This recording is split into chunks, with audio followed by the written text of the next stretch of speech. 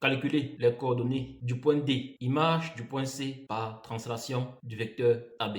On a donc le vecteur AB et on a aussi le point C. Donc l'image du point C par translation du vecteur AB est le point D. Vu que D est l'image du point C par translation du vecteur AB, on peut dire que AB est égal à CD. Ce qui implique que AB est égal à CO plus OD. Je dois introduire le point O dans CD d'après l'égalité de Chasles. Ce qui implique que OD est égal à AB moins CO, qui est égal encore à AB plus OC. Donc, on peut donc dire que OD est égal à AB de coordonnées XB moins XA et YB moins YA plus OC de coordonnées XC et YC. Donc le point D sera de coordonnées XB moins XA plus XC et YB moins YA plus YC. Ce qui implique que D est de coordonnées 2 moins 2 plus 0 et 3 moins 1 plus moins 3. Donc en définitive, on trouve que D est de coordonnées 4 et moins 1. Quelle est la nature du quadrilatère A, B, C et D?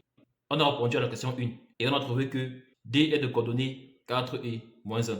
On veut maintenant la nature du quadrilatère A, B, C et D. Pour ce faire, on va calculer chacune des distances AB, BC, CD et DA. On a donc AB qui est égal à racine de 2 moins 2 le tout au carré plus 3 moins 1 le tout au carré, qui est égal à racine de CS plus 4 qui va donner racine de 20. On a BC qui est égal à racine de 0 moins 2 le tout au carré plus moins 3 le tout au carré, qui est égal à racine de 36 plus 4 qui va donner racine de 40.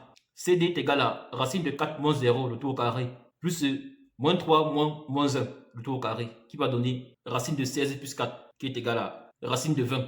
Et enfin, DA est égal à racine de moins 2 moins 4 le tout au carré plus moins 1 le tout au carré qui est égal à racine de 36 plus 4 qui va donner une racine de 40. On remarque donc que AB est égal à CD et BC est égal à DA. Donc on aura une figure plutôt comme ceci. AB qui est égal à CD et BC qui est égal à DA. Donc conclusion, le quadrilatère ABCD est un parallélogramme. Posez vos questions en commentaire et surtout abonnez-vous.